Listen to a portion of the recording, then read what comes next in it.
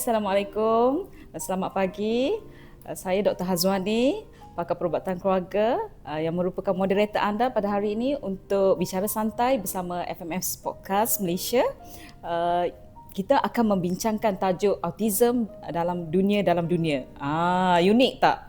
Okey, sekarang ni kita berada dalam mood raya. Kita masih dalam mood raya, tapi kita juga berada di dalam sambutan Hari Kesedaran Autism Sedunia yang jatuh setiap 2 April. Dan kita bertuah pada hari ini kerana FMS telah memberi peluang kepada kita untuk mengundang 2 panel yang begitu expert di dalam bidang autism untuk kita melakukan sedikit perkongsian dan pemahaman yang lebih tentang anak-anak yang neurodivergent ni. So istilah sekarang neurodivergent.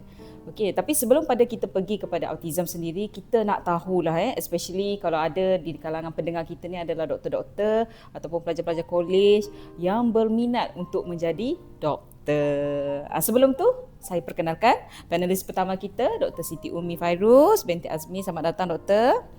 Okey, saya perkenalkan sedikit Dr Siti Umi ataupun saya panggil Dr Umi lah, lebih mesra. Merupakan pakar perubatan keluarga yang telah berkhidmat sejak 2002 dan mendapat kelulusan ijazah sarjana muda perubatan perbedahan dan perubatan daripada Universiti Malaya tahun 2002 dan melanjutkan seterusnya pelajaran ke peringkat yang lebih tinggi sarjana perubatan keluarga lepasan Universiti Malaya 2017 dan lagi tinggi doktor ada sub kepakaran dalam kesihatan remaja. Tak tinggi. Okey, jadi kita nak tahulah kan, pendengar-pendengar di FMS Podcast ni nak tahu macam mana perjalanan doktor sampai ke tahap yang tinggi begitu. Boleh doktor kongsikan? Terima kasih. Assalamualaikum, selamat pagi. Good morning. Terima kasih pertama sekali lah. Pertama kali saya nak ucapkan terima kasih kerana FMS menjemput saya, beri peluang bersama-sama untuk berkongsi, to share our knowledge and our experience in autism, handling autism. Dan sebelum tu saya nak wish selamat hari raya lah. Selamat hari raya untuk Dr Wani, Dr Chow dan juga semua penonton lah, pendengar semua. Alhamdulillah saya sebenarnya diberi peluang untuk sebenarnya ibu ayah saya nak suruh saya jadi cikgu daripada kecil lagi. Tetapi ni saya sebenarnya tak ada idea lah, tak ada apa-apa pun nak minat jadi doktor ke cikgu ke, saya ikut je.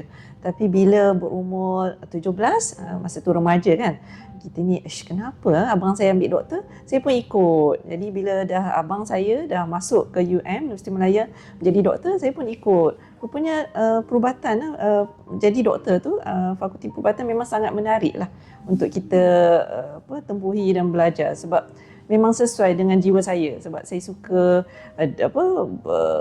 deal dengan orang-orang yang sakit, dapat memberi pertolongan, nasihat, bukan saja kepada lapisan masyarakat yang berumur tetapi juga kepada kanak-kanak dan juga remaja.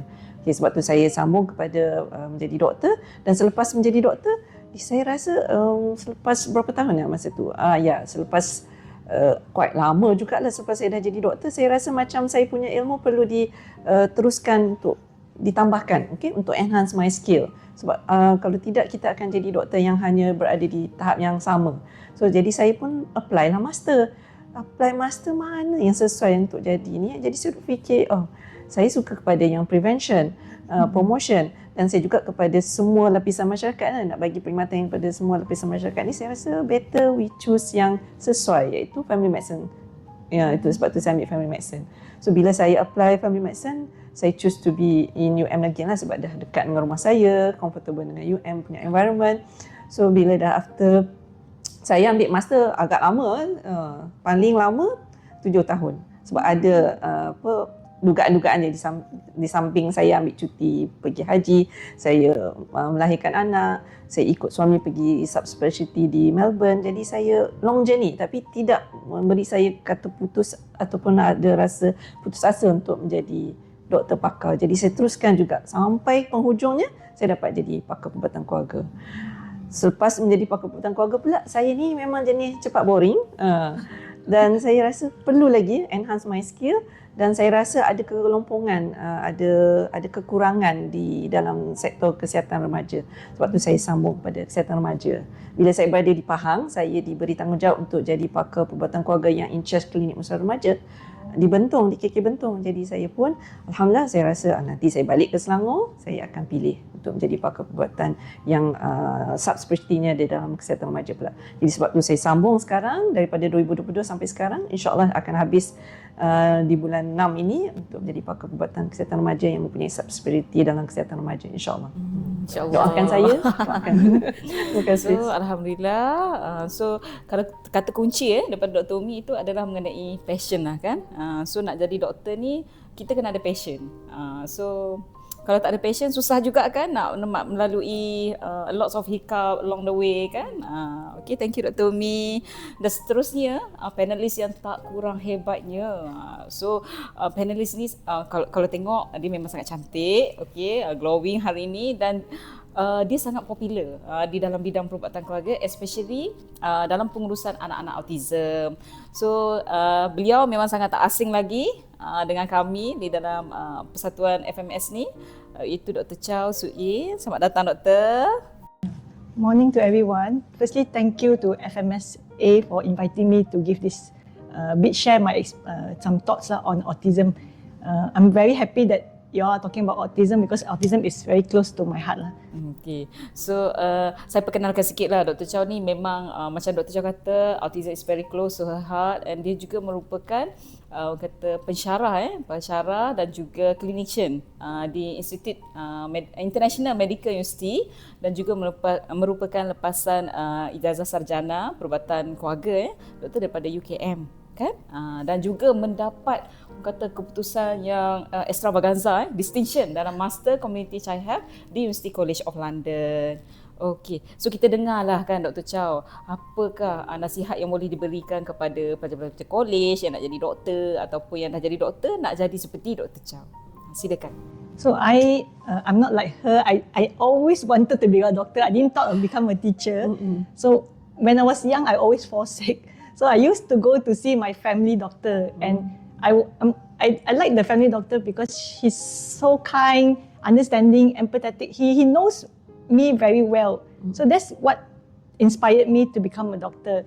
So when I got through my SPM, STPM, and then that's the first thing I know other thing, but I want to be a doctor. So when I graduated as a doctor, then I went through my housemanship, and I was always interested in children's health, pediatrics lah. I wanted initially to become a pediatrician, but when I rotated in my postings, I realized that many complications that those people who have been admitted hospital can be prevented if you have a strong primary care. So that triggered me to go into family medicine. That means from pediatric, I divert into family medicine. And family medicine, because it's seeing everybody from womb to tomb, so I still get to see children's health, and I do like like what Dr Umi said, I do like the preventive, the health education part, the holistic, comprehensive, coordinated kind of principles that family medicine is all about. Okay, so after that I went into the primary care. Then after 1 year, I'm very lucky, I got into the masters in family medicine. I got into UKM. So I went through 4 years. I really admire you went through a thing, but I went through maybe I don't have so much struggle, but I went through 4 years. I graduated. Then after that, I still like to do children's health. So even though I was seeing other cases, my passion is still children's health. So after that, I decided, okay, I need to improve my knowledge, because in the primary care, when I see the children, I realized that there's more things I can do, but my knowledge and my skill is not that great. So I realized that I need to do more. So after that, I continued on. I applied to UK, UCL, because they had a program called Community Child Health, and it's very, very relevant in the primary care.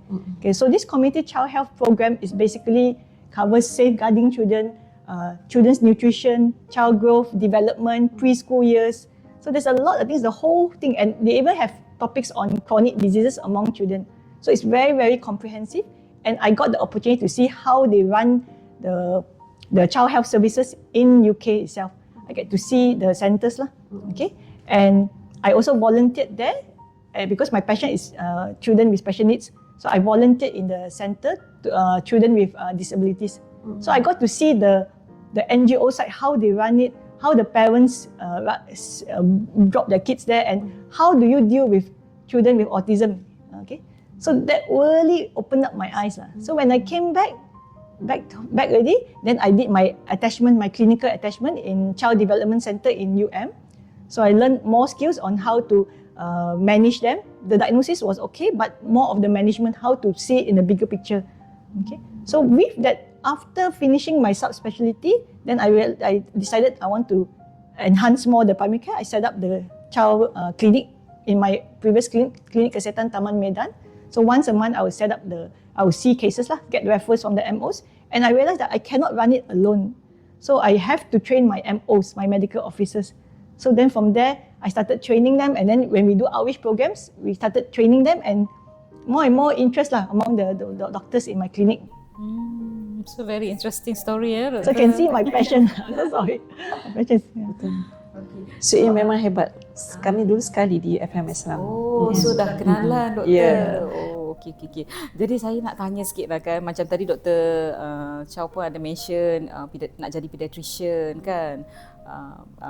Apa ni Dr. Umi agak jauh sikit lah kan cerita cikgu dengan doktor tu. Tapi apa-apa pun dua-dua ada jadi cikgu. Apa-apa pun doktor pun boleh jadi pendidik.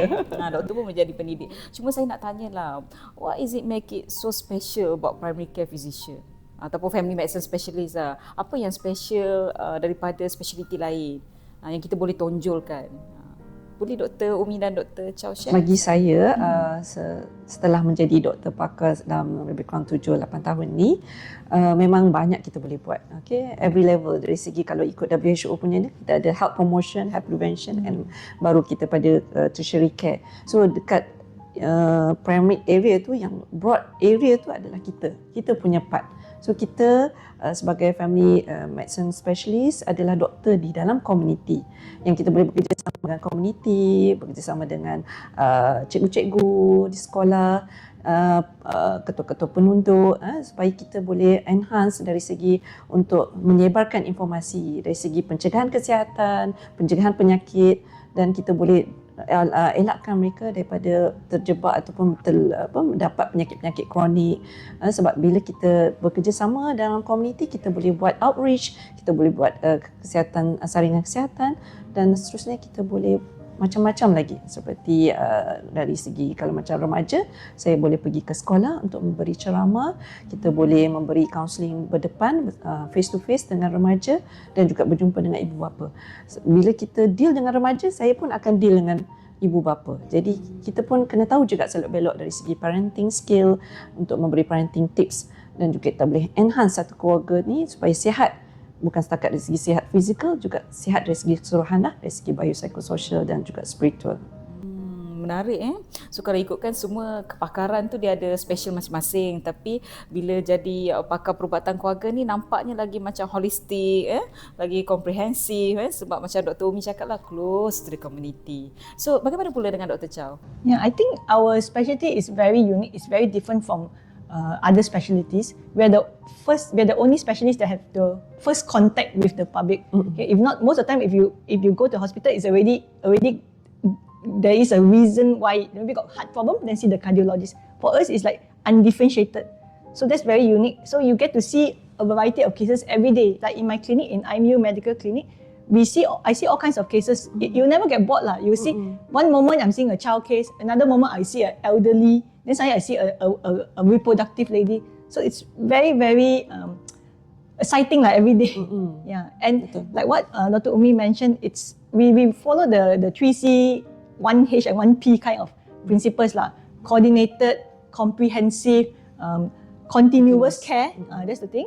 And then holistic, and of course we don't forget about the preventive part. So that's why family medicine specialty is very, very unique. It's very different from the other specialty. Yeah. But having said that, we work as a multidisciplinary team. So in my clinic, I work together with my other colleagues, the ONG specialists, the orthopedic. We are the only few that we get to contact with everybody. True. And also the health alliances. Yeah. So whoever want to be FMS, this is the reason why you want to be FMS lah, because you really get to mix with all other fields, and it's very, very satisfying because you deal with the patient, not only the patient, like what you mentioned, it's also the families. So very interesting. So mana-mana yang interested kan, nak close to the community, want to do something, want to do more kan. So come join our fraternity, Family Medicine Specialist. Yeah, and as a FMS, you can go into many sub. You see, like for us, I went to community child health. She went into adolescent, and then there's other subspecialty, non-communicable diseases, communicable diseases, men's health, Addiction, women's health, addiction. So you got many options. Even though you're interested, like me, I'm interested in pediatrics. But I'm a FMS, but I still got chance to do on my interest child health. So don't give up. Go for your passion. Boleh contact kami terus. Okay, thank you Dr. Chow, Dr. Umi. So kita berehat dulu, kita kembali selepas ini untuk agenda seterusnya. Stay tuned.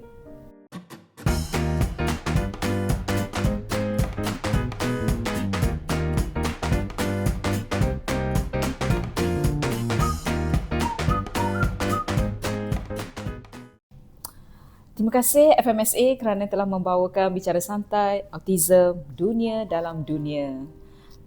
Bersama kita kembali dalam segmen yang kedua, iaitu kita nak berbicara lanjut mengenai autism. Saya kongsikan keratan akhbar daripada Sinar Harian ataupun yang telah diterbitkan dalam Astro Awani baru-baru ini, di mana YBMK kita, Menteri Kesihatan kita telah menyatakan jumlah kes autism dalam 10 tahun ini berlaku peningkatan yang sangat drastik, iaitu daripada kes 183 pada tahun statistik 2013 telah meningkat statistiknya kepada 1681 kanak-kanak didiagnos autism. Jadi kita nak tahulah, kita tujukan kepada Dr. Chow, apa itu autism ataupun autisme lah dalam bahasa Melayunya, dan apakah ciri-ciri anak-anak dengan autism ni? So autism spectrum disorder is a neurodevelopmental condition which is characterized with persistent impairment in three aspects lah. One is the social communication and language. Second is the social interaction and relationship. And the third aspect that's persistent impairment is the restrictive, repetitive behavior, activities and interests. So when we talk about social communication and language, most of the time, most of the patients will present with autistic children will present with delay in speech or sometimes no speech. Okay, so they will have maybe at the age of 18 supposed to have at least one or two meaningful words, but they're not able to speak those words. Or maybe at 2 years old, at 2 years old, maybe they're supposed to speak 2 words joined together, but they're not able to. So this is considered delay. So all these things parents should bring in to get early checkup lah. Okay. Then when we talk about social interaction and relationship, it's basically, it means that the child is not able to have emotional reciprocity, relationship with the parents or the caregivers or other people. So in layman, we can say that not much emotion. Okay, there's no two-way communication. There's no two-way back forth kind of conversation for children with autistic. And the third aspect is the restrictive, repetitive interest behavior and activities. So most commonly, the one that we normally know, most of the laymen will know, is basically flapping hands. Those are the motto, flapping hands, or maybe head bobbing. So those are for motto.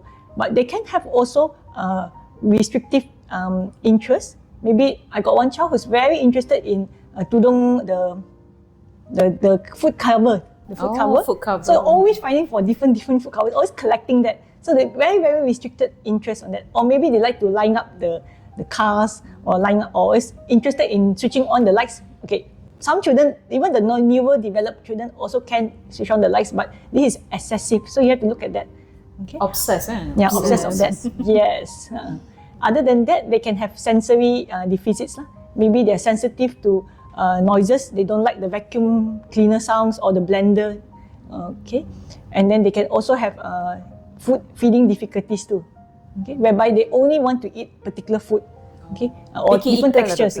I wouldn't say picky eater. Most kids, even the neurotypical children, also can be picky eater, but it's excessive. It's very rigid. Consistent. So all these things are the features. You have to have all these three components to label them as autistic spectrum disorder. And of course, there must be some impairment in function. Betul. Yeah. So kata kuncinya adalah daripada komunikasi, communication, speech dan juga tingkah laku mereka. Ya, tingkah laku berulang-ulang. Tingkah laku berulang-ulang dan ada sedikit orang kata macam particularly obsessed and rigid doktor. Okey.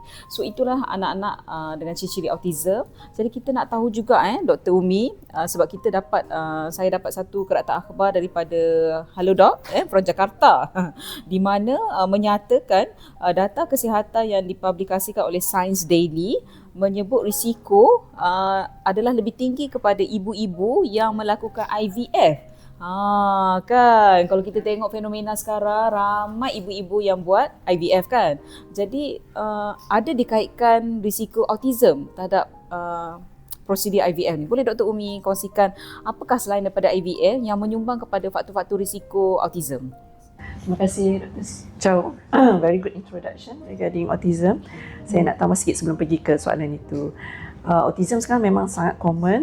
Sebenarnya dari dulu pun dah ada. Okay, kalau cuma sekarang menunjuk kepada kajian yang BMK telah kongsikan, sekarang makin meningkat number. Kalau di peringkat international mengikut pada CDC Amerika Syarikat, lebih kurang 1 dalam 60-70 orang ada bayi yang akan ada autism. Di Malaysia pula kalau ikut pada kajian NASOM, dari segi data NASOM lebih kurang dalam 9,000 kanak-kanak almost per year boleh ada ciri-ciri autism. 9,000 setahun. So sebenarnya mestilah dia punya faktor-faktor tu faktor-faktor yang sangat yang perlu kita tahu kan, yang perlu kita kaji, yang perlu kita ketahui. So faktor-faktor, salah satu faktor yang perlu anda semua tahu bukan setakat daripada IVF tu. Jadi nanti kita akan pergi ke IVF, tapi sebenarnya adalah dari segi faktor genetik. Faktor genetik itu sangat-sangat memberi contribution yang tinggi lah, lebih kurang dalam 80 hingga 90%. Jadi sebab tu kalau kita dapat klien ataupun pesakit datang, kita akan selalunya akan bertanya lah berkenaan sejarah keluarga. Kita akan buat family tree, kita akan tanya sejarah keluarga ibu dan ayah untuk mengetahui salah satu apa punca kepada terjadinya autisme ni. Okey, berbalik kepada genetik tu yang memberi sumbangan yang sangat tinggi, dan pada kelahiran pula yang lain tu kita panggil environment saja. Environmental factor. Environment factor seperti yang tadi kita bincang IVF tu, IVF dia bukan secara langsung, tetapi bila kita tengok balik pada ibu ayahnya yang membuat IVF, selalunya mereka ni sudah kahwin agak lama.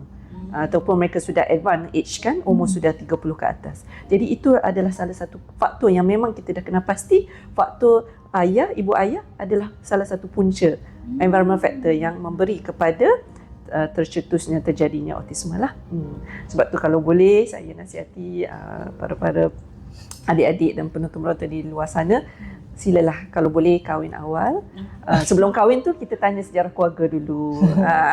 Selidik-selidik dulu. Kan dalam agama pun kita ada tanyakan keturunan, kita kena kaji dulu. Okey. Tetapi kalau dah jodoh, apa kita nak buat macam mana kan? Jadi kita teruskan, tapi kalau boleh usahakan untuk dapat anak secepat mungkin.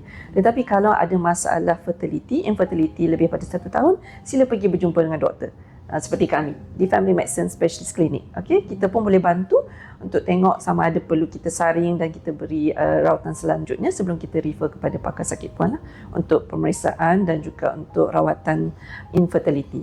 Jadi bagi saya IVF bukan secara langsung lah untuk memberi kepada tercetusnya autisme, tetapi lebih kepada faktor ibu ayah advanced age, umur 30. Ya, faktor umur. Jadi kalau nak melahirkan tu kena di peringkat awal. Tapi itulah kadang-kadang kata demand kan. Demand kerja, belajar, dari segi career, akademik, macam kita ni semua wanita kan. Betul. Jadi kadang-kadang kita tak lari daripada halangan-halangan tersebut kan, tapi apa pun kita cuba yang terbaik. Tapi bukan itu saja Dr. Wani, bukan faktor ibu ayah, faktor yang berusia saja, tapi banyak lagi faktor-faktor environmental seperti maternal stress. Maternal stress pun ada juga salah satu kajian yang menunjukkan bila ibu mengandung, waktu dia mengandung tu dia mengalami stres yang amat tinggi, sama ada dari keluarga, dari tempat kerja, ataupun dia mengalami masalah muntah-muntah, hyperrem pun boleh salah satu punca lah. Sebab tu kalau boleh, kalau ada berlakunya stres, sila jaga diri anda, Okay, self care tu penting, jaga diri, kenal diri bila kita stres dan perlu buat terapi, perlu jumpa doktor, silakan jumpa kaunselor untuk elakkan stres masa mengandung.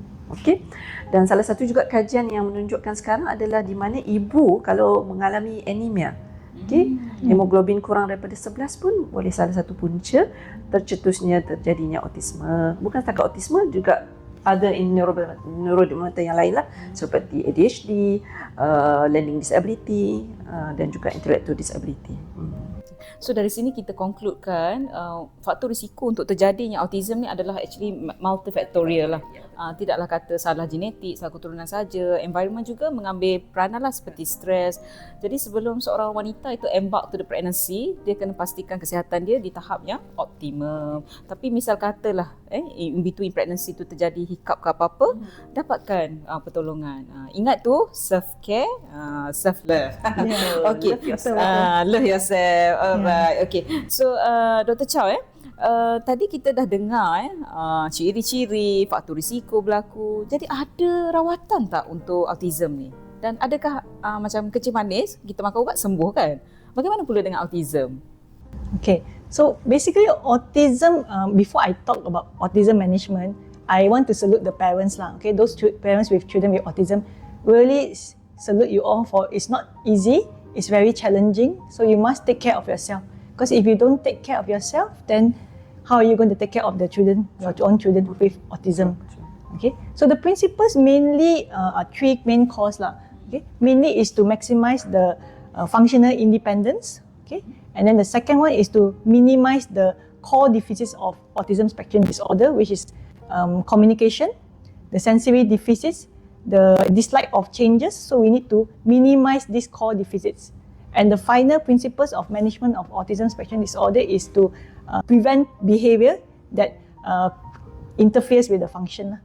Okay, so first most is that we need to ask the parents their goals. Okay, we need to get in line, because whenever for management of autism, if we want the therapy to be successful, we need to involve the parents. That's a very, very important. Parents' involvement is the most important part lah when you want to manage autism. Okay, because most of the time the children is with the parents.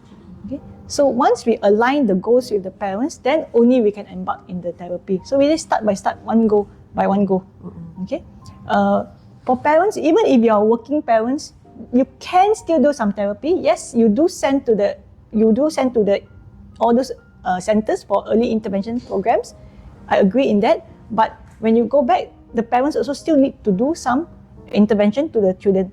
So for example, you need to bathe the child, you need to feed the child, you need to put the child to sleep. Yeah. So you can incorporate all these things, therapy, doing your daily routines that you spend time with the children. So it can be done even though you are working parents. Sure. So ideally, the therapy should at least every day, at least 2 hours. If evidence has shown that actually at least need 2 hours of therapy every day. Therapy doesn't mean to send to center, but you can play with the kids at home and do the therapy. And then so people will say, oh, 2 hours, mana ada masa? 2 hours, okay? So you just need to break it. Okay? Maybe in the morning, 20 minutes, then you break. Then later afternoon, another 10 minutes. So you break it, it will be equivalent to 2 hours. So actually, if you look in the bigger picture, it can be done actually. It's just that 2 hours people thought it's like really, really very tedious and time consuming. Okay, so one is the parents' intervention, parents' cooperation and goals. Second thing is to get involved in NGOs, okay, like NASOM. Okay, because I think it is a lifelong condition. Okay, autism, you won't outgrow autism, but as you grow older after the therapy, the child will improve. Symptoms are start to subside. Okay, but it's a lifelong condition. Lifelong condition. So by joining NASOM, it's a support group. NASOM is the National Autism Society. You can get support from the other parents who have children with autism. So share the support, share the tips. Okay. Other than that, I will emphasize is maybe enroll your child to pusat dalam community rehabilitation centers. So those centers are very good because they have facilities to guide in independence in terms of basic activities, daily living, toileting, feeding, dressing, and also socializing with the other kids. And lastly is make sure to get an OKU card, because I think many people think that OKU card is not a must, but actually OKU card has a lot of benefits. Benefits. Yeah. Betul. Saya setuju. So actually dia lifelong yang memerlukan continuous intervention. Betul. But then saya rasa bukan parents saja kan Dr. Chow? Extended family pun kena involve juga. Agree. Dia spektrum, dia daripada mild boleh jadi severe, daripada mild boleh juga kalau berlaku apa-apa. Satu lagi, salah satu faktor yang penting adalah trauma. Bila berlaku trauma, adverse childhood event or trauma, dia boleh regress. Daripada mild boleh jadi severe. Sebab tu kalau boleh elakkan juga adverse childhood event. Bila kita bercakap mengenai adverse childhood events kan, kadang-kadang parental divorce kan, parental conflict, bergaduh depan-depan anak. So elakkan. Ini adalah sesuatu yang ibu bapa perlu ambil serius, perlu ambil prihatin. Benda-benda macam ni kita perlu elakkan demi kepentingan perkembangan anak-anak. Betul tak Dr. Chow? Dr. Chow lagi banyak kan sebab ada klinik perkembangan kanak-kanak kan. Okey, jadi bila bercakap pasal orang kata autism ni sendirilah, lifelong condition, apakah komplikasi yang berkaitan dengan anak-anak autism ni Dr. Chow? Boleh kongsikan? I think for those who parents are in denial and then they let the child carry on, what happens is you see that when they grow up adolescent, there will be risk of depression, anxiety, self-harm. So those are, we don't want it to be happen like that. Probably will go to Dr. Umi's clinic lah. So for me, we want to detect early, okay, and so that we won't have all these complications, anxiety, depression, low confidence, because the child doesn't wondering why they cannot socialize, and they wondering what's wrong with me when actually it's the way their brain is being wired like that. So hopefully by the early detection, it will not have this complication. Other than the complication, autism spectrum disorder do come with other concomitant comorbidities. Okay, they can have ADHD, learning difficulties, intellectual disabilities. They can have that too, and they can also have physical and health disorders like gastrointestinal disorders, like feeding disorders. Okay, feeding difficulties. They can even have pica. Okay. Some even have sleep problem. Okay, most of the autistic child spectrum disorders do have sleep problem. Okay, they have difficulty in falling asleep. So even in my clinic, we have to tackle that. So when we discuss with the parents, we might think that this is how we want to manage, but we have to ask the parents, what is the one that's most concern for you? We tackle it step by step. Sebab ibu ayah pun sangat lalu overwhelmed kan, kita settle one by one. Sebab penerimaan diagnosis autism tu sendiri pun quite impactful lah. Betul. Kadang-kadang ada stigma dalam masyarakat kita. Sebab kalau dulu orang kata anak ni ada saka ke? Saka kan? Tahu tak saka itu dalam orang Melayu punya kepercayaan lah. Ataupun kalau yang bukan Melayu mungkin ada rasukan ke kan? Macam tu. Sebab dia kelakuannya yang aneh daripada anak-anak yang lain. Jadi bila kita menyentuh soal stigma ni, saya nak tujukan pada Dr. Umi lah. Sebab kita ada dengar kes kematian adik Zain Ryan yang didiagnos yang mempunyai masalah autism yang baru-baru ni menggempakan satu Malaysia. So kematian tragis tu telah orang kata sangat menyayat hati lah dan membuka mata kepada komuniti kita mengenai autism tu sendiri. Jadi macam mana stigma dan penerimaan masyarakat dan penerimaan keluarga ni Dr. Umi? Okay, first of all memang saya pun nak salute pada ibu ayah yang ada anak-anak autism. Di kalangan kita pun ada juga anak-anaknya, okay? Di kalangan doktor-doktor pun ada anak. Tetapi alhamdulillah mereka sangat bagus, di mana bila once kita dah tahu, dah pergi ke jumpa Dr. Chow ke jumpa saya ke doktor mana-mana, dah once kita dah tahu anak ni ada autisme, kita kena cuba memahami apakah itu, siapakah autisme. Okay? Bila kita mengenali, baru kita faham. Bila faham, kita akan pergi kepada stage yang seterusnya, acceptance.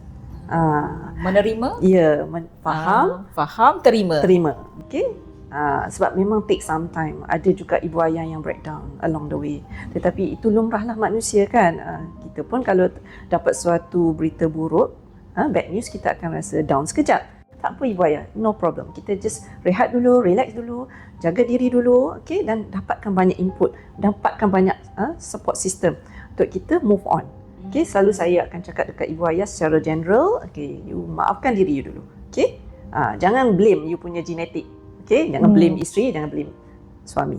Okay, so maafkan, you lupakan slowly. Kalau lupa memang susah kan, tapi tak apa, slowly, and then you have to move on. Push slowly. So bila kita sendiri dulu, ibu ayah menerima dulu, keluarga yang lain pun akan terima. Sebab yang penting keluarga terdekat. support system. Sebab bila anak ini dah ada masalah, tak semestinya dia akan ada lifelong masalah macam Dr. Chow cakap. Dia akan improve by dengan rehabilitation. So kita just kena move on. Kita akan dapat nampak miracle, keajaiban daripada anak ni, di mana bila kita diagnose as early as 2 years, 1 year plus, kita akan nampak anak ni boleh boleh improve. Kadang jadi just smile saja. Macam anak-anak tipikal boleh masuk kan? sekolah perdana pun. Okey. Cuma yang sekarang ni yang saya nampak, bila ibu ayah terima, cuma sekitaran pula tak terima. Itu yang jadi stigma. Sebab mereka tak faham. Macam ada keratan akhbar baru-baru ni yang menyatakan, okey, dah tahu anak ni autism, kenapa bawa pergi masuk masjid kan? Hari tu kan kita ada dengar kan berita agak big huha jugalah. Macam komuniti setempat menyoalkan, dah tahu anak ni ada masalah mental, kenapa bawa? Sedangkan autism tu sendiri bukan masalah mental, adalah masalah pembelajaran. Jadi apa komen Dr. Umi isu ni?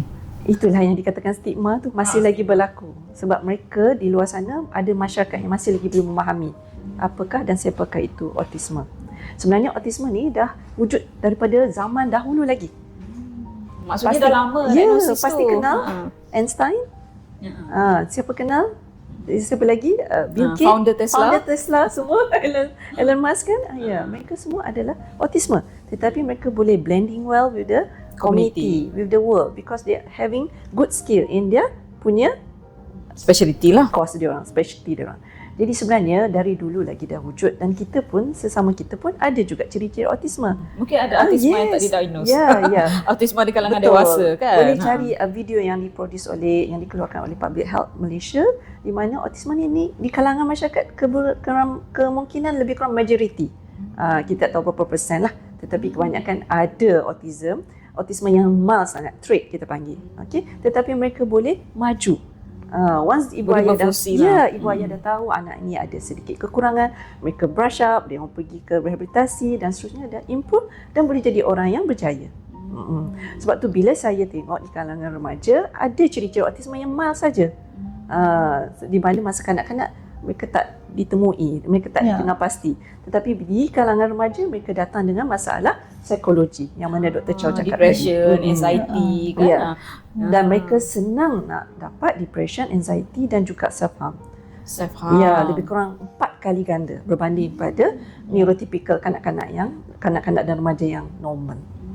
Sebab tu kita kena support anak ini, ibu ayah kena terima seadanya dan support good support system along the way as they are progressing along the life. Okay, supaya mereka boleh maju, berjaya dalam bidang mereka dan berjayalah untuk jadi seperti Bill Gates dan seterusnya. Dan siapa pun mereka nak lah. I think we have to change the perception that autism is a disease. Autism is not a disease. Autism has been there, like what she mentioned, it's been there for many years already.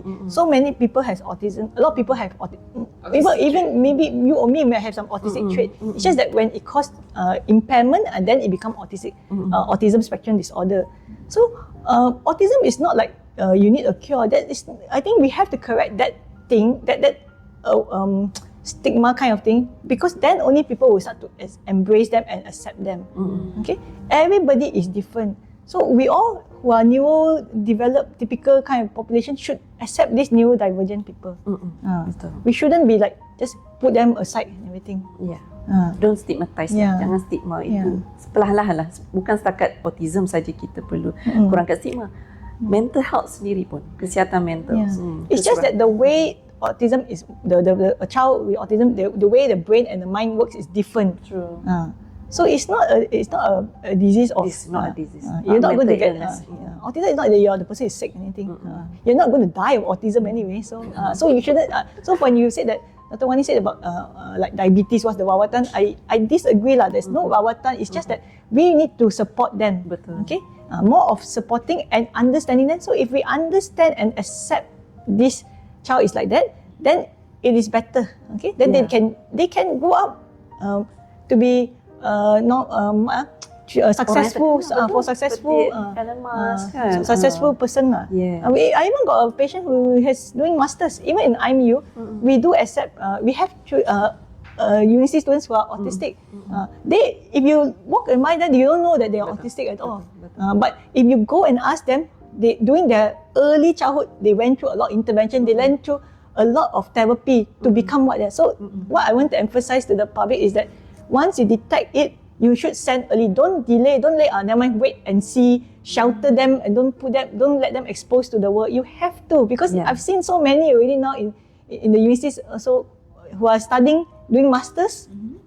So it can be done. PhD pun ada.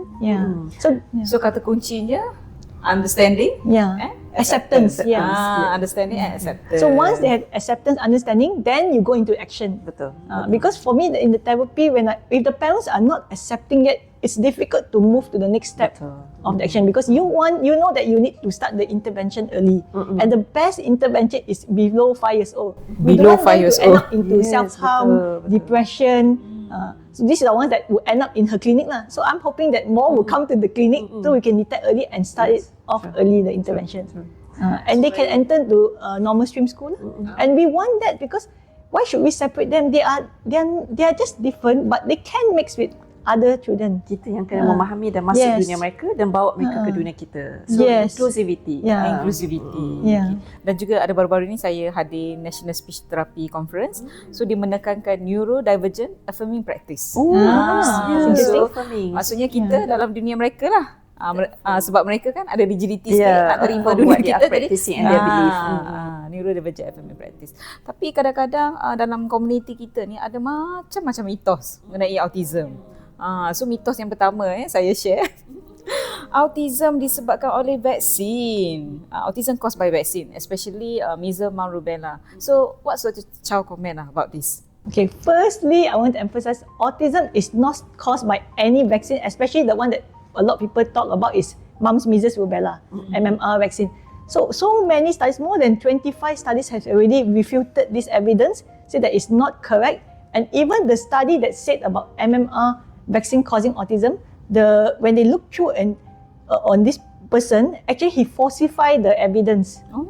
Evidence. I was checking through. I said so it's not true, but yet people still how many years ago already refuted the evidence, but yet it's still there. So I hopefully by telling now to the public that it is not caused by MMR vaccine, please get your child MMR vaccine, okay, as per schedule. Sebab kes measles kan meningkat. Dr. Wani, Dr. Chow, especially I dengar dekat US ada kematian pun. Di Malaysia So pun kita kena ada. betulkan balik mitos tu, autism tidak disebabkan oleh vaksin, tapi disebabkan oleh multifaktorial yang telah dikongsikan pada awal perbincangan kita tadilah. Okey, mitos yang lain yang kita ada dengar juga kan, TV, screen time. Adakah screen time boleh menyebabkan anak-anak kita mendapat autism? Apa pandangan Dr. Umi? Sebab Dr. Umi banyak publication about internet addiction kan. Satu Dr. Wani. Boleh kongsi dengan gitu. Nanti soon akan banyak. Yang saya buat kajian tu prevalence of internet addiction masa saya master tu, kita tak study on risk factor of screen time lah yang related dengan autisme, tapi just general risk factor. Memang kalau general risk factor yang screen time more than 2 hours boleh ke arah ke internet addiction lah. Okay, itu kajian saya. Internet addiction bukan autism ya. Having said that, tapi betul kalau ikut kepada kajian yang terbaru, memang mereka dah nampak increasing in trend yang di mana kalau screen time more than 2 hours, especially kanak-kanak yang kurang berumur 2 tahun. Sebab tu American Pediatric Association memang kalau boleh tak membenarkan kanak-kanak kurang pada 2 tahun tengok handphone ataupun TV lebih pada 2 jam lah. Okay. Tetapi yang ADHD, yes, confirm dari segi data yang dalam CPG Malaysia pun memberitahu yang screen time juga boleh contribute kepada development of ADHD. I think screen time doesn't cause autism, but if it will just worsen the autism. Yes. And even for children who are not autistic, I don't recommend to have high screen time, especially below 2 years old. That's why you're seeing a lot of child with delayed speech. They might not be autistic, but they don't know how to interact because it's always speech delay. Because it's always on screen time. During our time, we don't have so much screen time. We are talking here, we are playing games outside. So we should go back to that lah. Betul. Kalau nak ada screen pun, handphone, nak main handphone ke nak tengok TV, parents should stay beside lah. Beside the children and talk together. and then ada interactive, ada two-way communication. Just let them alone playing tu, itu is not good. Yeah, I mean it's true that we cannot avoid the handphone. I mean that generation when they are born in that world, that the moment they born in it, it's like the phone is like their gadget. Sebab mak dia nak makan yes, kat restoran kan. Kenalah bagi handphone. Parent do live TikTok, give phone to anak. Betul. So anak senyap. Yeah. So if they want to have the phone with the screen time, then like what Dr. Umi say, together lah. So it's like there's a interaction, there's a two-way communication with the parents and what they're seeing. Ask them, okay, you can talk to the children. What you seeing? What do you see? What is that? So there is some interaction with the parents too. Encourage parent-child interaction. That's why during screen we time. enhance parenting skill tu. Enhance parenting skill. Okay, so mitos yang kata tu tak benar lah kan. Okay, mitos yang lain kita dengar, adakah semua anak autism ni dia memang tak boleh bercakap? Memang tak ada orang kata komunikasi? My child can talk, autistic children cannot talk. Is it true, Doctor? Dr. Chow lah.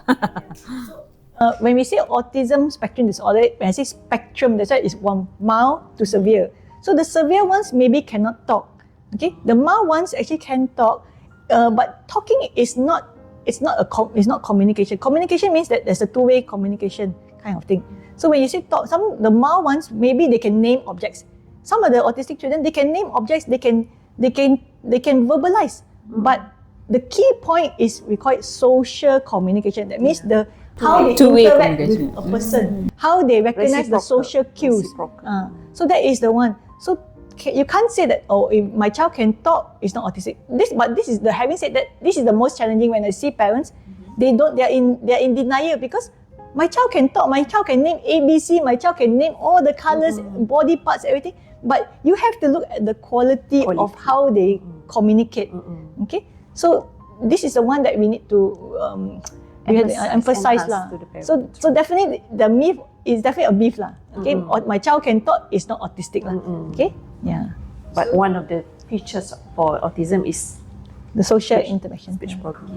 So ingat tu parents, ibu bapa di luar sana, maksudnya kalau anak-anak itu bijak bercakap, naming object. You have to look at the quality of how they talk. Kena tengok adakah dia boleh join the words and also boleh initiate communication. The two-way communication, that's the most important lah. Quality. Okay, so kita sambung selepas ini untuk lebih banyak lagi mitos-mitos. So kita berehat seketika, Doktor.